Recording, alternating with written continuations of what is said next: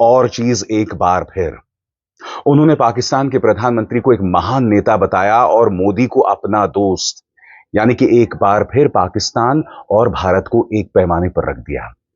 उन्होंने 8वीं बार कहा कि मेरी वजह से पाकिस्तान और भारत के बीच में युद्ध खत्म हुआ है और वो भी व्यापार की वजह से। यानी कि डोनाल्ड ट्रंप ये लगातार कह रहे हैं और भारत की तरफ से उन्हें रोकने वाला कोई नहीं है।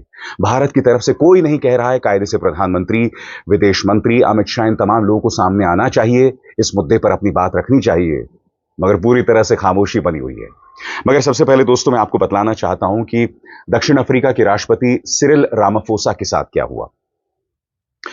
दोनों के बीच में बातचीत हो रही है और फिर अचानक डोनाल्ड ट्रंप एक क्लिप चलाने लगते हैं और इस क्लिप में वो ये दावा करते हैं कि देखिए, आपके देश के कई नेता श्वेत किसानों यानी व्हाइट फार्मर्स को मारने की धमकी दे रहे हैं और आपके देश के अंदर व्हाइट फार्मर्स का जेनोसाइड चल रहा है, यानी श्वेत किसानों का नरसंहार चल रहा है। दोस्तों सबसे बड़ी बात, ये जो दावा डोनाल्ड ट्रंप ने किया है, ये सरासर झूठ है। श्वेत किसानों के खिलाफ अपराध होते हैं, मगर बिल्कुल उसी अंदाज में जैसे ब्लैक फार्मर्स के खिलाफ यानी अश्वेत किसानों के खिलाफ अपराध होते हैं। दोनों में कोई फर्क नहीं है।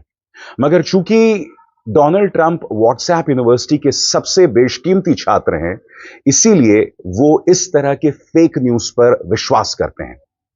सबसे बड़ी बात देखिए किस तरह से उन्होंने एक वीडियो चलाया अपने मेहमान की बेइज्जती करने के लिए, यानी कि पूरी तैयारी कर रखी थी दक्षिण अफ्रीका के राष्ट्रपति सिरिल रामाफोसा को घेरने की, और उन्होंने बाकायदा एक वीडियो चलाया जिसमें कई लोग बयान दे रहे हैं श्वेत किसानों के खिलाफ।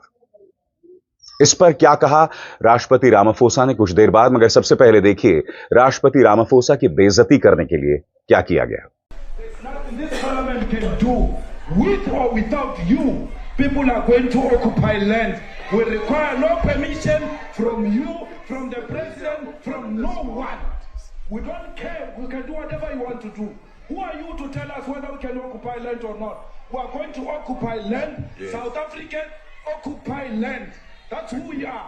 Honorable member, want to do. I can withdraw my membership from this useless parliament. Honorable. Yes, honorable member. Must never be scared to kill.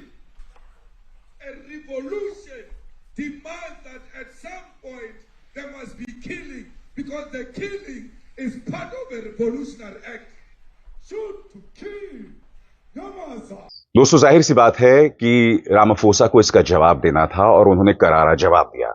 Ramaphosa ने कहा कि जिन लोगों का आप जिक्र कर रहे हैं, ये लोग इस देश में एक माइनॉरिटी हैं जो इस तरह के भड़काऊ बयान देते हैं। इन्हें सरकार का समर्थन भी नहीं मिलता है। और सबसे बड़ी बात, ये जो बात आप कह रहे हैं कि नरसंहार हो रहा है, ये सरासर गलत है। और दोस्तों कुछ देर बाद मैं आपको इसके प्रमाण भी पेश करूंगा।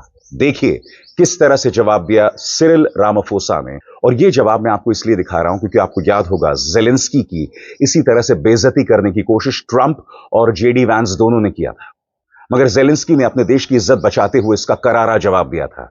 दुनिया भर में उसकी तारीफ हुई और ज़ेलेंस्की को इसका कोई बहुत ज्यादा नुकसान भी नहीं हुआ था।